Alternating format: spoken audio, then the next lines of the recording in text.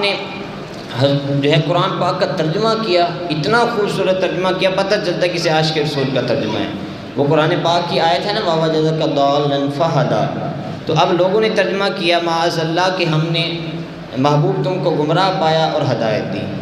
یہ مودودی نے یہ ترجمہ کیا، اشرف علی تھانوی نے یہ کیا، اور بھی جنہوں نے ترجمہ کیا، فتح محمد جالندری اس نے بھی یہی ترجمہ کیا۔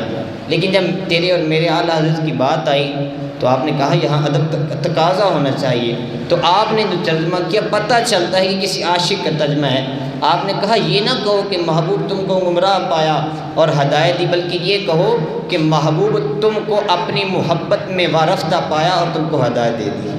تو یہ ایک عاشق رسول تھے جنہوں نے ہر مقام پر، اور جب قرآن پاک کی دیکھیے نا، آپ کی جو شاعری تھی وہ بھی قرآن پاک کے مطابق تھی۔